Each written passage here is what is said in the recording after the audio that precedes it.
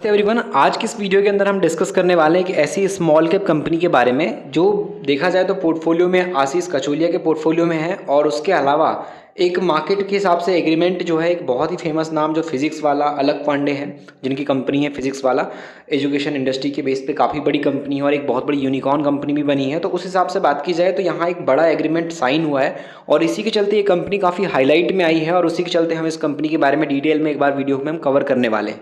तो यहाँ पर अगर आप देखोगे तो जो पोर्टफोलियो में आशीष कचोलिया की जितनी भी कंपनीज रहती है वो अक्सर करके बहुत चर्चाओं में होती है। और अभी ये जो कंपनी ये चर्चाओं में इसलिए है क्योंकि यहाँ पे एक बड़ा एग्रीमेंट हुआ है कस्टमर सर्विस को लेकर के। यहाँ पर जो है फिजिक्स वाला के साथ में इस कंपनी का, और कंपनी कौन सी है, क्या काम करती है, क्या फंडामेंटल है, वो सारी चीज़ों को थोड़ा सा समझ लेते हैं, जिससे कि एक बेसिक नॉलेज आपको मार्केट के बेस पे मिल पाएगा।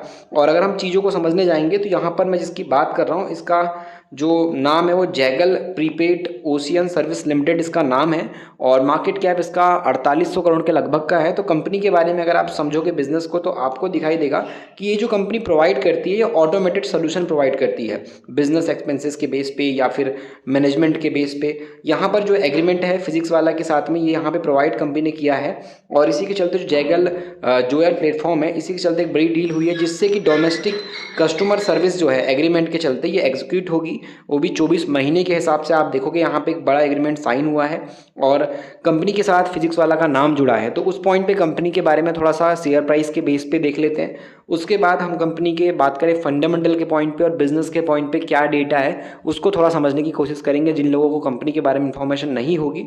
तो इस वीडियो के बाद देखें आप complete Zaggle prepaid ocean service limited के बारे में जानकारी समझ पाओगे कि एक्चुअल में बिजनेस क्या है, कहाँ से कितना प्रॉफिट आ रहा है और शेयर प्राइस का डेटा क्या है और कंपनी में पोटेंशियल कितना है, आगे कितनी ग्रोथ दिखा पाएगी शेयर प्राइस के बेस पे, या फिर मार्केट के हिसाब से राइट कंपनी है या फिर रॉन्ग कंपनी है, या कंपनी में रिस्क लो है हाई है, कितना प्रॉफिटेबल कंपनी का बिजनेस आगे हो सकता है, वो आपको एक मार्केट के हिसाब से कंप्लीट वॉच करोगे तो खुद से ही आपको एनालिसिस माइंड में हो जाएगा कि कंपनी अफोर्डेबल मार्केट के हिसाब से है राइट टाइम के अंदर अभी टाइम पे, या फिर कंपनी में कुछ दिक्कतें भी भविष्य में आ सकती है बिजनेस वाइज। वो थोड़ा सा समझ आपको बिजनेस देखने के बाद आएगा। आप देख पाओगे जैगल प्रीपेड की बात करें तो ये 22 सितंबर 2023 के टाइम पे 158 रुपये का एक शेयर हुआ करता था और इसने जब मार्केट के अंदर हाई लगाया इस प्राइस से तो ये 200-250% तक ऊपर चला गया था, 250% के आसपास की तेजी थी। दिसंबर 2024 तक बहुत बढ़िया चला है, लेकिन जैसे ही 2025 की शुरुआत हुई है, आप यहाँ पे देखो 2025 की शुरुआत होते ही इस कंपनी का शेयर लगातार डाउन में गया है और अभी इन्वेस्टर को एक बड़ा लॉस दे रहा है। अगर आप यहाँ पे 6 मंथ के डेटा के अकॉर्डिंग बात करोगे तो टॉप लेवल से जो गिरावट आई है इसमें वो आप देख पाओगे 40% के लगभग की है। जो हम यहाँ पे इस परसेंटेज के हिसाब से अगर देखने जाएंगे तो ये वाले लेवल से जो है ये 40% के आसपास क्रैश हो चुका है कंपनी का शेयर।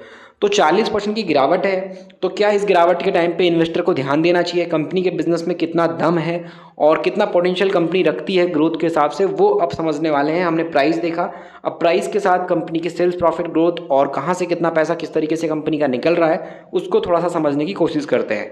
जैगल प्रीपेड की बात करोगे तो कंपनी अपने बिजनेस को लगातार एक्सपेंड कर रही है, नए प्रोडक्ट लॉन्च कर रही है और नए कॉन्ट्रैक्ट भी कंपनी के पास मल्टीपल तरीके से आ रहे हैं। चाहे बीओबी की बात करें फाइनेंशियल सॉल्यूशन के लिए बैंक ऑफ बड़ौदा का, या फिर हम बात करें यस बैंक हो गया, क्रेडिट कार्ड के बेस पे और भी दूसरी कंपनीज हो गई, उन सबसे एक बड़ी डील इसको मिल रही है। कस्टमर के बेस पे अगर आप देखने जाओगे तो कस्टमर में टाटा स्टील है, उसके अलावा ग्रीन प्लाई है, हीरा नंदानी है, परसिस्टेंट है। बैंकिंग पार्टनर में बात की जाए तो यहाँ बैंकिंग पार्टनर्स के अंदर आप देखो कोटक है, इंडसइंड बैंक है, एक्सिस है, एसबीआई है, यस बैंक है। ये बड़ी बड़ी जो बैंक है ये कस्टमर के तौर पे बैंकिंग पार्टनर में है। नेटवर्क पार्टनर में बात की जाए तो वीज़ा, मास्टर कार्ड, रुपए, जिसके हम एटीएम कार्ड यूज़ करते हैं आपको पता होगा, तो वो मार्केट के बेस पे इनके नेटवर्क पार्टनर है। वेस्ट पार्टनर की बात करें तो इसमें डीबीएस है, फाइव है और टाटा सिक्योरिटीज़ का भी नाम आपको दिखाई देगा। इनकी जो रेवेन्यू आती है इसमें आप देखोगे सॉफ्टवेयर फीस से 4% कमाते हैं और जो प्रोग्राम फीस है यहाँ से इनका 42% पैसा आता है।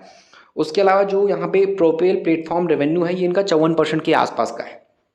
कंपनी टोटल यहाँ पर जो है ग्रोथ के हिसाब से जो कोलैबोरेशन है वो कर रही है और बहुत सारी कंपनियों के साथ हाथ मिला रही है, जिसमें अगर आप यहाँ पे नाम देखने जाओगे तो आपको दिखाई देगा टाटा कैपिटल है, आइनॉक्स है, एनएसडीएल है, डीबीएमएस है। उसके अलावा वर्क हार्ड बात करें, यस बैंक की बात करें, इन सब के साथ पार्टनरशिप करके बिजनेस को आगे बढ़ा रही है। और यहाँ पे ग्रोथ वाइज अगर आप चीज़ों को समझोगे तो एग्रीमेंट भी कंपनी के अलग अलग हुए हैं, साथ में जो एक्विजिशन वगैरह है वो भी अलग अलग कंपनियों के साथ कर रही है आईटी सॉल्यूशन के हिसाब से।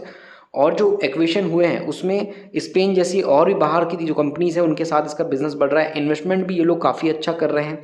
अगर हम ग्रोथ के हिसाब से देखने जाए तो mobile ware technology private limited के अंदर भी इनका 26% के आसपास का इन्वेस्टमेंट हुआ है, 15 करोड़ के आसपास की वैल्यू में।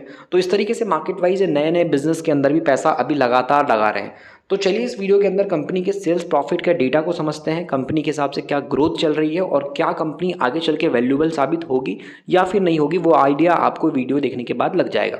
का मार्केट कैप है 4642 करोड़ का। करंट प्राइस मार्केट के हिसाब से आप यहाँ पे देख पाओगे किस तरीके से मार्केट प्राइस इसका जो है 347 का है, जो कि पहले 600 के आसपास गया था। 234 का लो लगाया था इसने, तो अभी मार्केट के हिसाब से टॉप वैल्यू से काफ़ी नीचे आ चुका है। स्टॉक का पी इस वजह से 62 के आसपास का है और इस कंपनी में जो ROE देख रहे हो 17 से 14% के आसपास का है। डेट इस कंपनी में है 65 करोड़ का। कर्जे के मुकाबले में जो रिजर्व इसके पास है वो 600 करोड़ की है। तो जितना कंपनी के पास कर्जा नहीं है उससे 10 गुना कंपनी के पास जो है बचत रखी हुई है। उसके अलावा प्रमोटर की होल्डिंग 40% की, कोई भी शेयर गिरवी नहीं है, 0% का प्लेज आपको दिखाई देगा। उसके अलावा सेल्स कंपनी की बढ़ रही है 69% से, तो प्रॉफिट की ग्रोथ कंपनी की 130% से, तो 130% से इस कंपनी का प्रॉफिट ग्रो हो रहा है, जो कि काफ़ी हाई प्रॉफिट है कंपनी का।